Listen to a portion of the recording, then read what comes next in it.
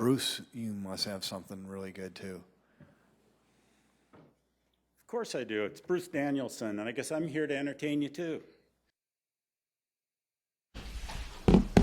Welcome. It is 4 o'clock on this Wednesday, June 15th, 2022. And this is the regular meeting of the Sioux Falls Parks and Recreation Board. We will start with our official roll call and determination of quorum. Noctigal? Here. Begley? Here. Conlon? Here. Weber? Wagner? Here. Cowell? Present. Davin? Here. All right. Thanks, Don. Number 2, approval of the minutes from the May 18th meeting. Those were in our packets. Hope you had a chance to look those over. I would entertain a motion to approve. Begeman, second. All right, roll call, please, Don. Noctigal? Yes. Begley? Yes. Conlon? Yes. Weber? Wagner? Yes. Cowell? Yes. Stavanger? Yes. Who's the motion second on that? I second it, Brooker. Yep. Okay, number 3 is the portion of our public comment of the meeting. And if you are here for something that is already on our agenda, we would ask that you wait for that moment. And if not, you are welcome to stand up and, speak on a different topic. All right. Seeing none, I will go to 4, which is unfinished business, none that I know of. So we will move to 5, which is our new business. And the first item up for discussion is the Elmwood Park usage agreement.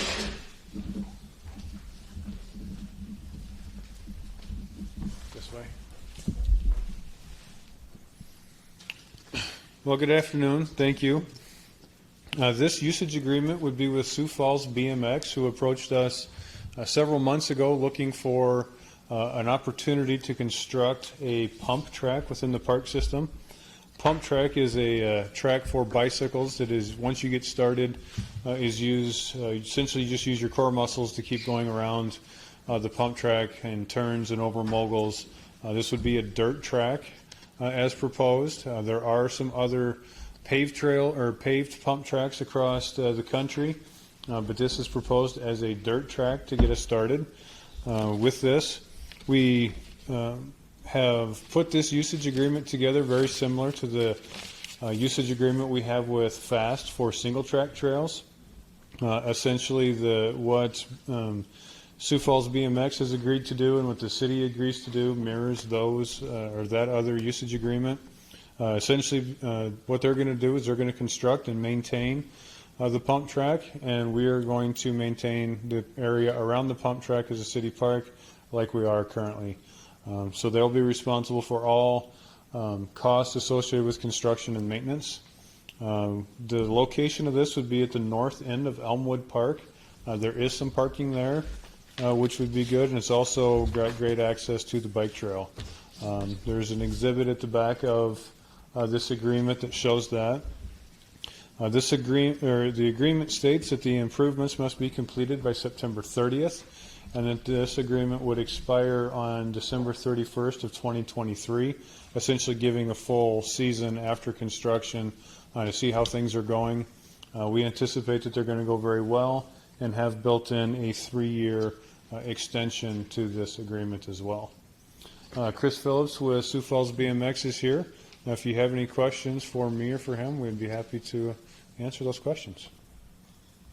Board, any questions of our staff? Or if you're here, we would love to have you come on up and tell us a little bit about your group and what this will mean for recreation. Yeah, well, I'm Chris Phillips. I'm a local BMX rider. I've been riding BMX for a good majority of my life. We've never had anything like this, and when I was very young, we always hoped for stuff like this. So now that I've had the opportunity, we've created this group to try to give these kids now and the adults now a way to improve their skills and give them something that they've never had or seen before. Really, we just kind of want to be able to have more fun in a safe way without having to go out and maybe on the streets and ride like some people do, and this would be more constructive and just really exciting, honestly. Because Wonderful. I mean, the limits are endless. We could improve forever. So.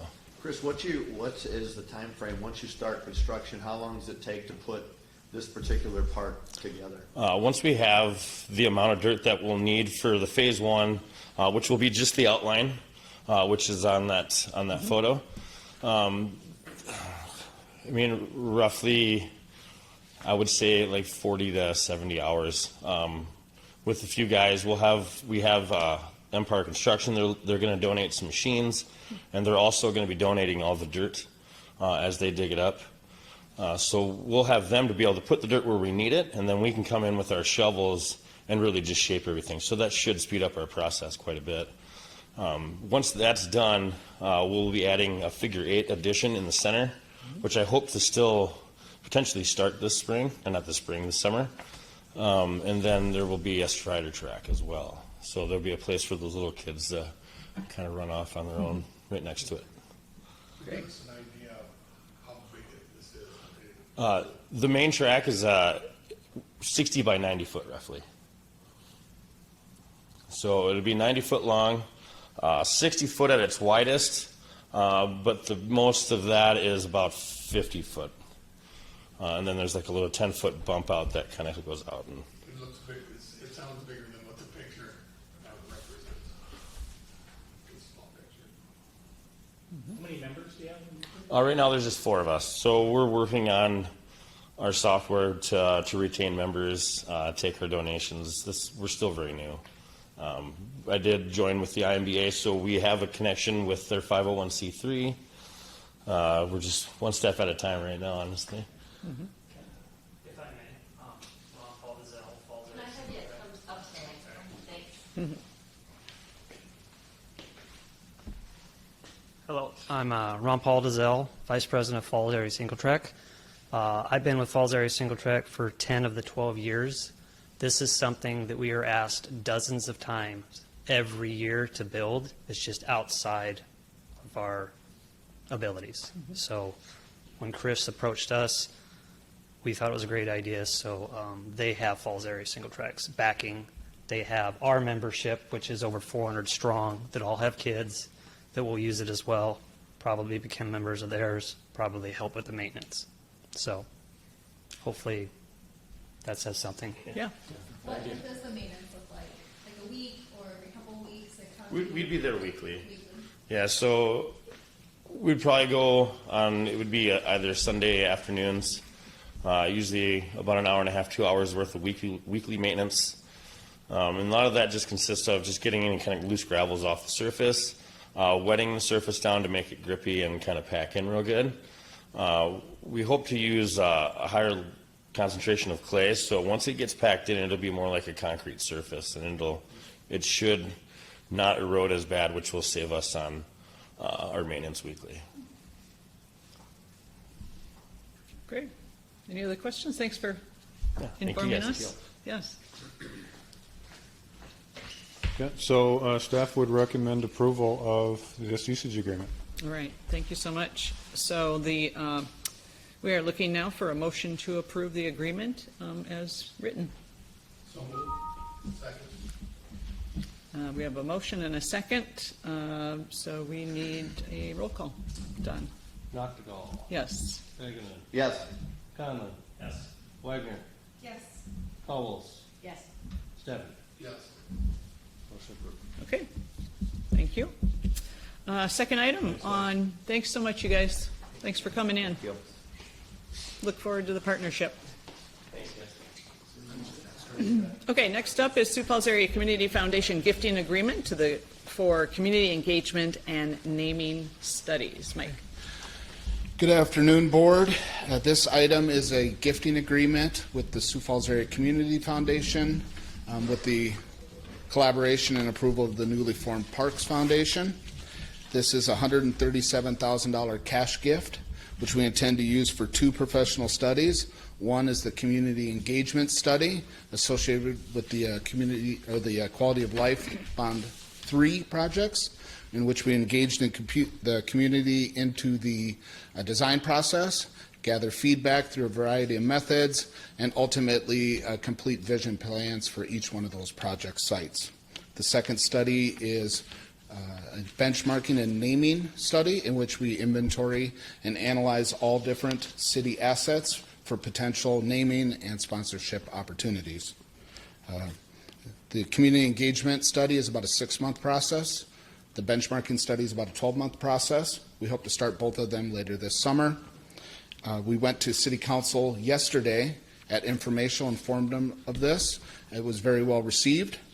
We also had a first reading for the supplemental appropriation and a CIP amendment, which would allow us to spend these funds for these studies. The second reading for both those items will be on the 21st, as well as approval of this gifting agreement pending your recommendation. And with that, staff recommends your recommendation, and I can answer any questions you have. What questions does the board have? All right. We're going to go ahead with our vote, and the vote ahead of us is recommend approval to the council. Move to approve Powell's. Second, Begeman. And roll call, please. Dr. Gall. Yes. Begeman. Yes. Condon. Yes. Wagner. Yes. Caldwell. Yes. Savage. Yes. Motion approved. All right, thank you. Item C, Golf Facilities Management Agreement Amendment. Yeah, as we talked in committees, we're in the process of working on an amendment that would allow landscapes to apply for 2 liquor licenses that have been set aside by the city council per state law. Somebody could advance the slide for me.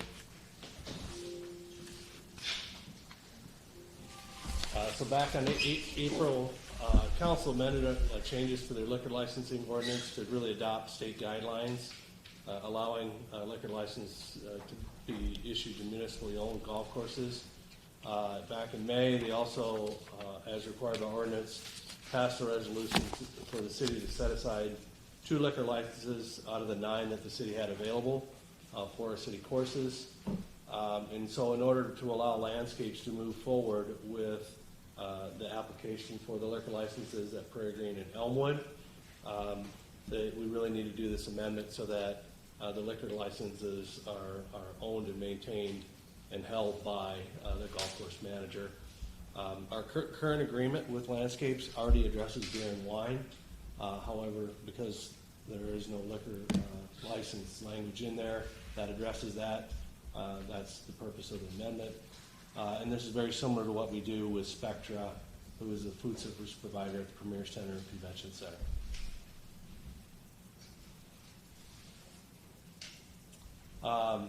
Some of the benefits of this, obviously we've talked to Justin and the landscapes team about this extensively. They regularly receive requests from organizations wanting to host tournaments and events, and oftentimes we'll lose out on events to other courses because they don't have their liquor licenses at Elmwood and Prairie Green, and that really puts us at a competitive disadvantage when we can't recruit those different events and tournaments. For example, the city of Brandon, has a liquor license at their course, and so they're able to do that, and we're not. And it's pretty commonplace. I think essentially all the area courses, with the exception maybe a couple, don't have liquor licenses. So it's pretty commonplace for municipal courses to have a liquor license. Obviously, it'll increase profitability for the courses, which then can get reinvested back into the courses for operations and capital improvements. If you remember back in the day when we were under construction at Elmwood, we were heavily subsidizing the golf courses through the general fund. Obviously, having the additional revenue stream reduces the risk that we'd have to do that in the future, and then obviously diversifies our revenue streams, which is always a good thing. Next slide, please.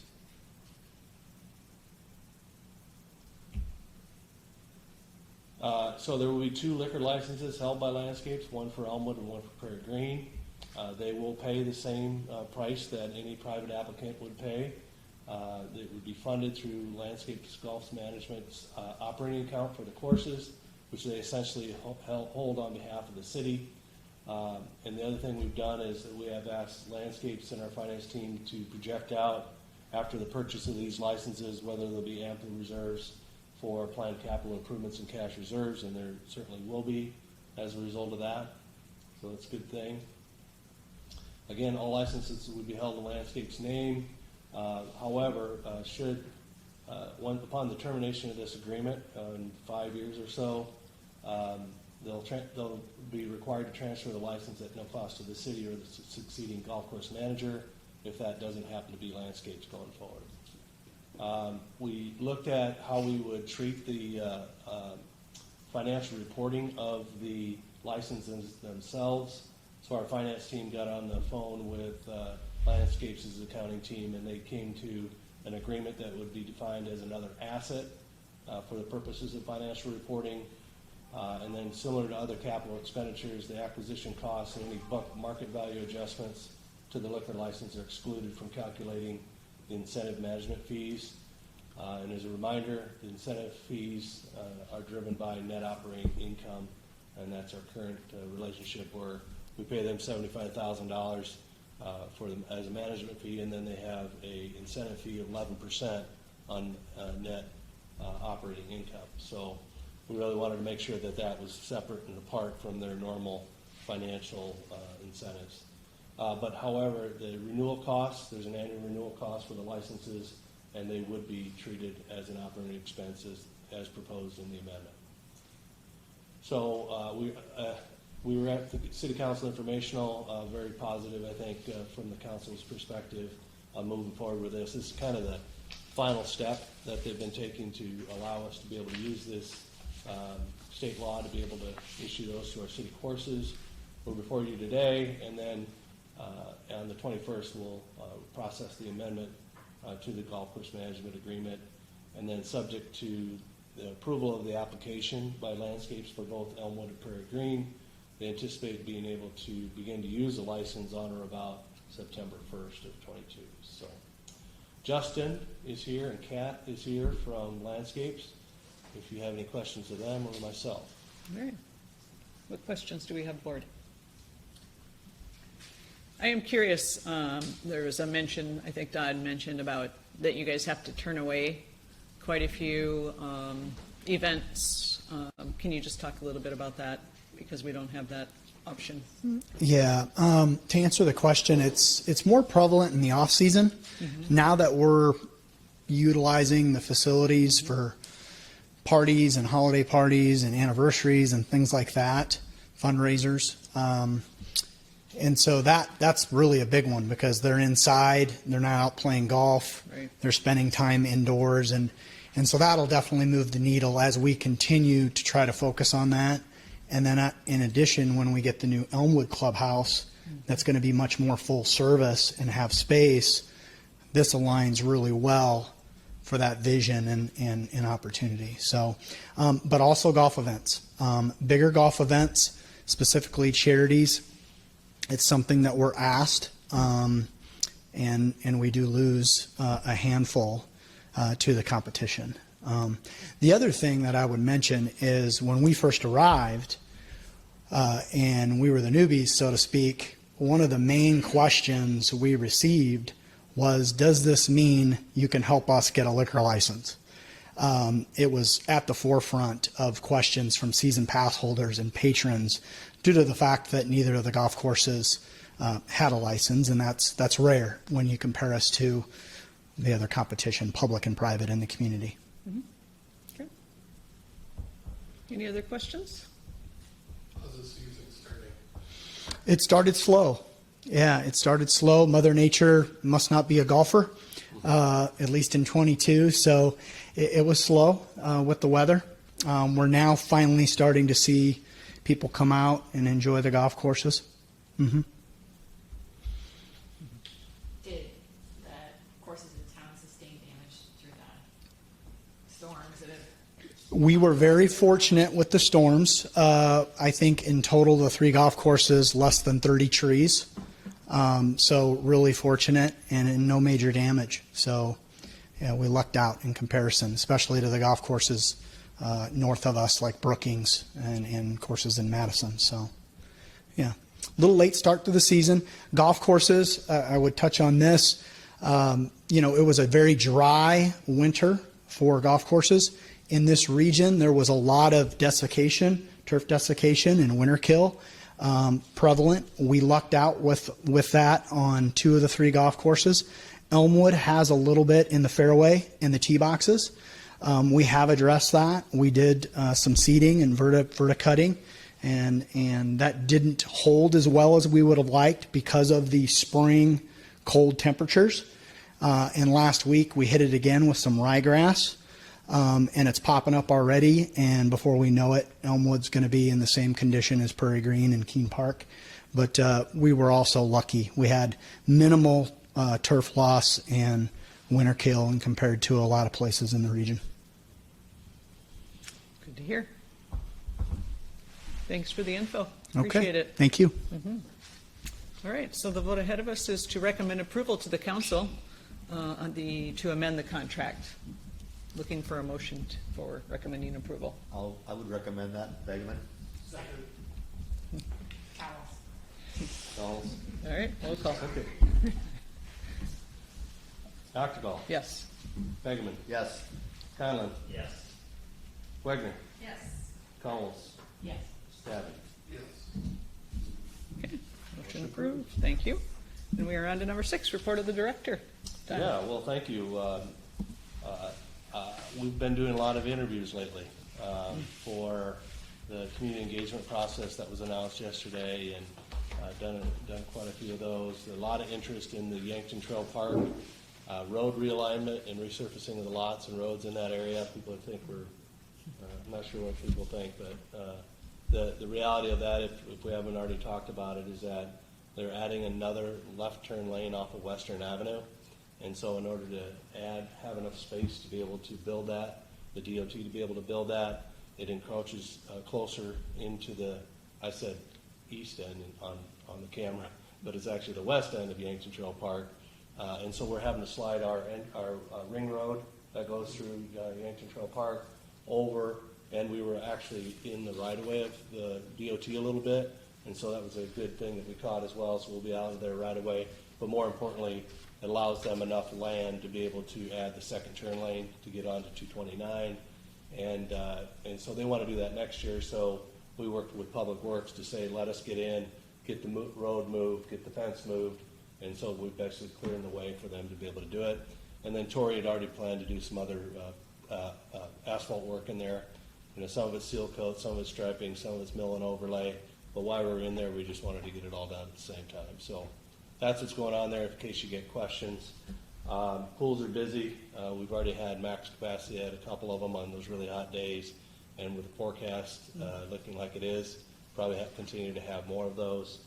And then as Mike said, you know, all the things we brought to the council last night were well received as well. And so things are moving ahead, and looking forward to starting that community engagement process next month, and meeting with pros and bringing them in and getting a schedule put together and starting to engage the community about what we want to see for the replacement of those facilities. So the other thing I wanted to do, and maybe our guest speaker today, ask Mike to come forward and talk to us a little bit about the space that we're in, and it's essentially grand opening, so to speak. Michael, your floor is yours.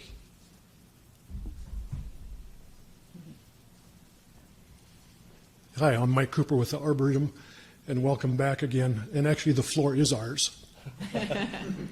But no, that's a good one. We're glad that you could come back again. Yeah, we've come a long way since you were here last year. This was basically an unfinished shell space, and we started at the beginning of the year with Johnson Construction, who was the original contractor of the Jasper Center. We had some glitches along the way with any construction project of delays in getting some of the materials. Particularly the countertops took 6 weeks to get those delivered. But in the end, last month, we had our final inspection on a Wednesday, and our first event was that same week on a Friday. So we made it. We've had really good success so far booking not only this room, but outside as well as some of the shelters. We've booked 44 events so far for this year, both indoors and outdoors. And when people ask me, well, what does it cost to rent? It really depends on the amount of time and the number of people. And so we have our events coordinator that sits down and works with each of those groups. We had a lot of graduations in May, and now we're getting into the wedding season starting this month. Almost every weekend we have something going on, so it's real successful. And within our kitchen, we have the ability to offer demonstration classes, and those are hopefully going to get started here pretty soon.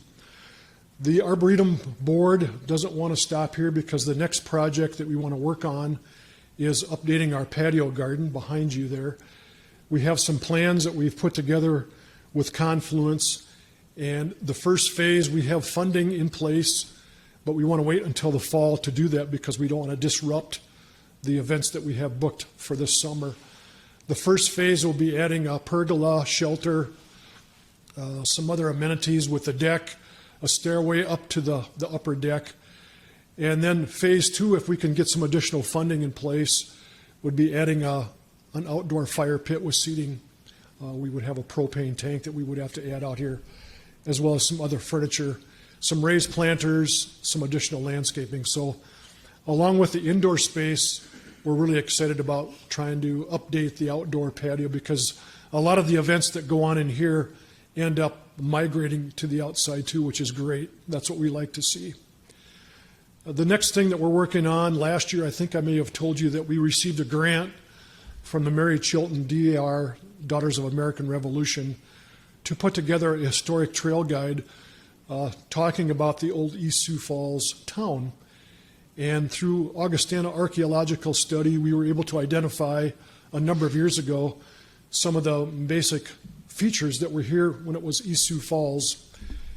And if you want to start those brochures going around, we were able to get the brochures printed, and now with the help of Don's team, we're going to be installing some signage that goes with each of those points on the trail guide map. We'll have a sign with photographs that give a little bit more information about the East Sioux Falls major features. The railroad depot, the town hall, some of the retail stores, the residences. It's an amazing story that a lot of people really are interested in knowing more about. And so with the walking trail guide, we also have a QR code application on there that you can click on to get even more information about that. So we're looking forward to get those signs installed here fairly soon so that we can start offering that to the public as another amenity to the Arboretum. And then finally, I'll just mention real quickly that along with the events and other activities, a big part of what we're trying to get back as part of the Arboretum is the education component. The City Council has approved a 3-year agreement to help fund education programs that would include camps, classes, and field trips that we could offer both kids and adults, primarily the Title I schools and those neighborhoods, such as Whittier, Laura B. Anderson, and Sullivan. And we're trying to focus on getting kids, along with their families, out here for different events during the summer and fall that normally would not be able to come out here or would not be interested in coming out here. And so with that support, we can offer help with transportation, with the programming materials, snacks and beverages, those kind of things that are pretty key to having a successful event. So we're looking forward to starting to implement that this summer into the fall, and that will go on for 2022, 23, and 24. So I'm looking forward to kind of reporting on how successful that's going to be. That's a quick overview of what's going on in the world of the Mary Jo Wagner Arboretum. And if you have any specific questions or thoughts. I don't have any questions, but beautiful room. The kitchen is gorgeous. I can see why you're booked up, most weekends. This would be a fabulous place, and kudos to you and the rest of the board for moving these things forward.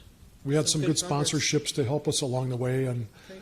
such as Showplace cabinets and Cambria countertops and appliances and those kind of things. So I'm learning more about getting people to support projects, just like you guys are involved with a lot of things. Like, I'm amazed at how successful like the Tuthill House was, and the skate park group that went out and raised money. So this is a real caring community. You just have to get the right fit for the person that it appeals to them, and, Sure. and you can find that support. So we'll keep working on that as we go forward. Great. I really like the QR code for your trailgate guide. You've already looked at it. Okay, good. Will it be audio? Is it like, will you get to the point where you? We're have, working like, on that. walking Yes, tours, yes, yes. Things, you see that in a lot of places, and that's very forward thinking.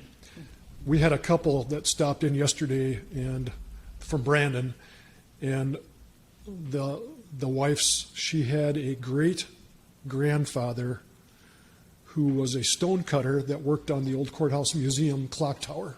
Oh, wow.